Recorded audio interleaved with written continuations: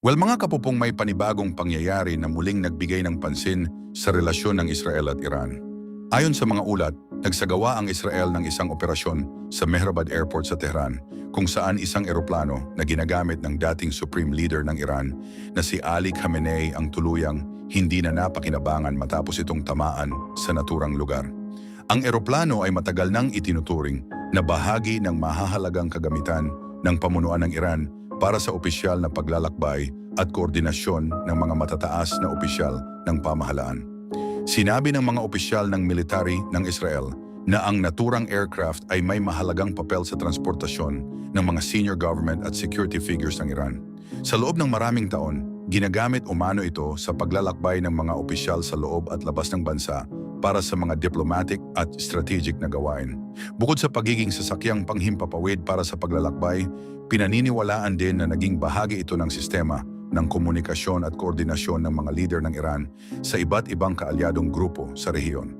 Dahil dito, sinabi ng Israel na ang pagtanggal sa kakayahan ng aircraft na ito ay maaaring makabawas sa kakayahan ng Iran na magsagawa ng koordinasyon sa ilang operasyon na may kinalaman sa kanilang leadership network. Ang Mehrabad Airport na matatagpuan sa kabisera ng Iran na Tehran ay isa sa pinakamatagal ng aviation hub sa bansa. Kilala ito sa paghawak ng maraming domestic flights, ngunit sa loob ng maraming dekada ay nagsilbi rin itong lokasyon para sa ilang government at air force activities. Dahil sa kombinasyon ng mga gawaing ito, matagal nang itinuturing na mahalagang lugar ang airport pagdating sa strategic aviation operations ng bansa.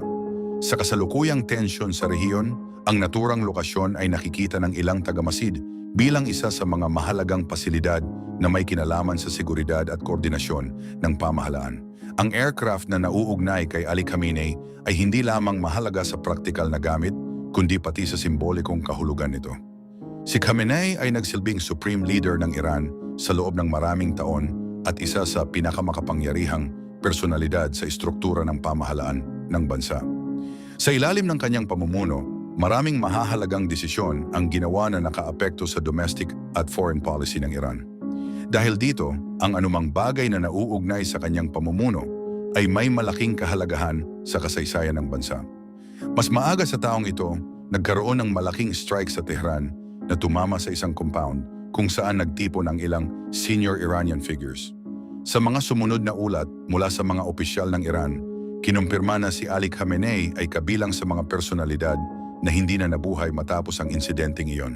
Ang pangyayaring ito ay nagdulot ng malaking pagbabago sa pamunuan ng Iran at nagbukas ng panibagong yugto sa political landscape ng bansa. Matapos ang pangyayaring iyon, ang leadership responsibilities ay inilipat sa kanyang anak na si Mojtaba Khamenei. Ayon sa Iranian state media, si Mojtaba ang umako sa posisyon bilang Supreme Leader. Gayunpaman, sa mga sumunod na buwan ay naging usap-usapan ang kanyang kasalukuyang kalagayan dahil sa kakulangan ng public appearances.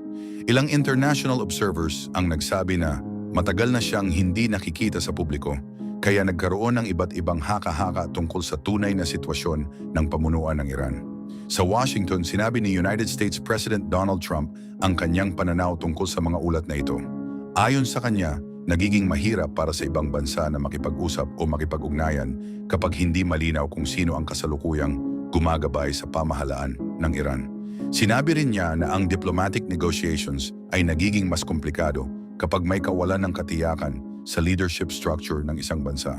Samantala, patuloy namang inilalahad ng mga opisyal ng Israel ang mas malawak na layunin ng kanilang mga operasyon sa rehiyon. Ayon sa mga pahayag mula sa kanilang military representatives, ang serye ng mga operasyon ay nakatuon sa mga infrastruktura na pinaniniwala ang sumusuporta sa strategic coordination ng Iran. Kabilang dito ang mga pasilidad na may kinalaman sa communication networks, logistics, at ilang military-related infrastructure sa iba't ibang lugar. May mga ulat din na nagsasabi na libu-libong flight missions na ang naisagawa mula nang magsimula ang kampanyang ito. Ayon sa Israel at sa ilang kaalyadong puwersa, layunin ng mga operasyong ito na limitahan ang kakayahan ng Iran na mag-deploy ng advanced weapon systems at magpatuloy ng koordinasyon sa ilang partner groups sa rehiyon. Para sa ilang analysts, ang mga hakbang na ito ay maaaring magkaroon ng malaking epekto sa balanse ng impluwensya sa Middle East kung magpapatuloy pa sa mga susunod na linggo. Ang pangyayari sa Mehrabad Airport ay nakikita bilang bahagi lamang ng mas malawak na estratehiya. Sinabi ng mga opisyal ng Israel na ang aircraft na nauugnay kay Ali Khamenei ay itinuturing na mahalagang asset sa nakaraan dahil sa papel nito sa paggalaw ng mga leader at senior officials ng Iran. Sa kanilang pananaw, ang pagkawala ng kakayahan ng aircraft na ito ay maaaring magpahina sa isang bahagi ng logistical capability ng pamahalaan. Sa panig naman ng Iran, maring kinundena ng ilang opisyal ang patuloy na operasyon na ito. Nagpahayag sila ng pag-aalala na ang mga strike sa mahahalagang pasilidad ay maaaring magdulot ng mas malawak na epekto sa rehiyon. May mga representatives din ng pamahalaan na nagsabi na ang ganitong mga pangyayari ay maaaring magdulot ng karagdagang tensyon sa pagitan ng iba't ibang bansa sa Middle East. Dahil dito, ilang bansa at international organizations ang nanawagan ng mas mahinahong hakbang mula sa magkabilang panig. Hinikayat ng ilang diplomat ang pagpapatuloy ng dialogue at diplomatic engagement upang maiwasan ang mas malawak na sagupaan sa rehiyon. Para sa kanila, mahalaga ang komunikasyon at kooperasyon upang mapanatili ang katatagan sa isang lugar na matagal ng sensitibo pagdating sa geopolitics. Ang sitwasyon ay patuloy na binabantayan ng maraming pamahalaan sa buong mundo, lalo na dahil ang Middle East ay mahalaga sa international trade at energy supply routes.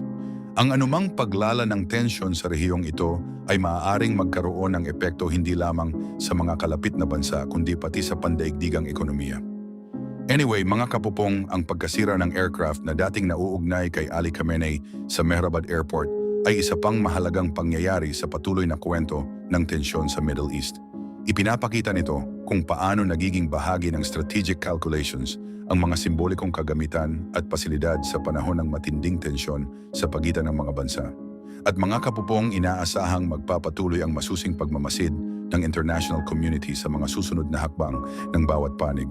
Marami ang umaasa na sa pamamagitan ng diplomatic efforts at bukas na komunikasyon, maaaring makahanap ng paraan upang mapababa ang tensyon at maibalik ang mas mahinahong sitwasyon sa rehiyon.